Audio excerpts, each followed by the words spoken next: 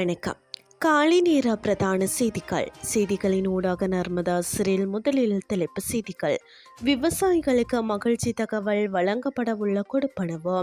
அரிசி இறக்குமதியை நிறுத்துவதற்கு அரசாங்கம் தீர்மானம். சுதந்திர தின நிகழ்வுகளை எளிமையான முறையில் நடத்த அரசாங்கம் திட்டம்.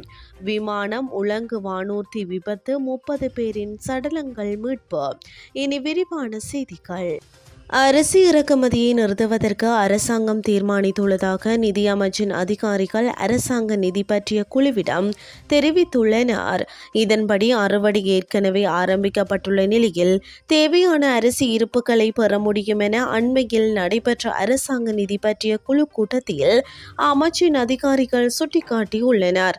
இதனிடையே எதிர்காலத்தில் நெல்லை கொள்வனவு செய்வதற்காக திரைசேரியிடமிருந்து நெல் சந்தைப்படுத்தல் சபைக்கு வழங்கப்பட உள்ள 5 பில்லியன் ரூபாய் நிதி குறித்த குழுவின் தலைவரும் நாடாளுமன்ற உறுப்பினருமான கலாநிதி கர்சடி சில்வா வினாவியதுடன் அந்த நிதியை உரிய முறையில் பயன்படுத்துவதற்கான திட்டம் ஒன்றின் அவசியத்தையும் வலியுறுத்தியுள்ளார்.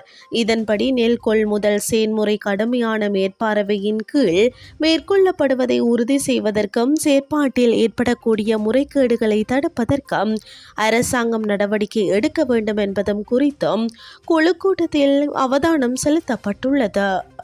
தேசிய மறுமலர்ச்சிக்கு தயாராகுவோம் என்ற தொனிப்பொருளின் கீழ் 77வது சுதந்திர தின நிகழ்வுகள் எளிமையான முறையில் நடத்த அரசாங்கம் திட்டமிட்டுள்ளதாக பாதுகாப்பு செயலாளர் ஓய்வு பெற்ற AR vice marshal Sampath Thuyyakontha தெரிவித்துள்ளார்.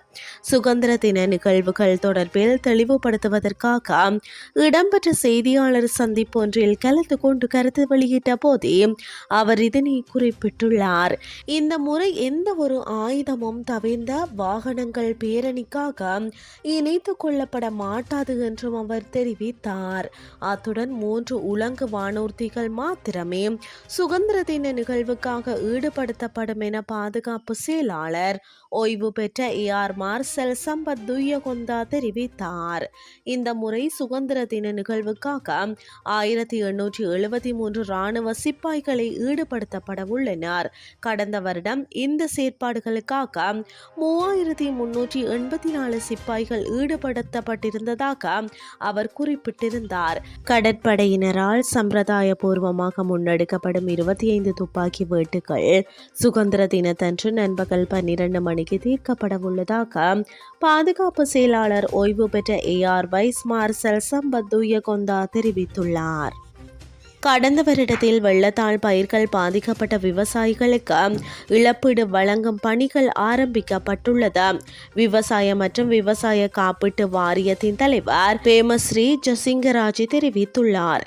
இதன் அடிப்படையில் பொலனறுவை, முல்லைத்தீவு, வவுனியா மற்றும் திருகோணமலை மாவட்டங்களில் இருந்து இழப்பீடு வழங்கப்படும் என அவர் குறிப்பிட்டுள்ளார். பயிர் சேதம் அடைந்த விவசாயிகளின் கணக்குகளில் தொடர்புடைய நிதியை வரவு வைக்க நடவடிக்கை எடுக்கப்பட்டுள்ளதாக அவர் தெரிவித்துள்ளார். இனி வெளிநாட்டு செய்திகள். அமெரிக்க பயணிகள் விமானம் ஒன்று உலங்கு வானூர்தி ஒன்றுடன் மோதி விபத்துக்குள்ளான சம்பவத்தில் இதுவரை 30 பேரின் சடலங்கள் மீட்கப்பட்டுள்ளன.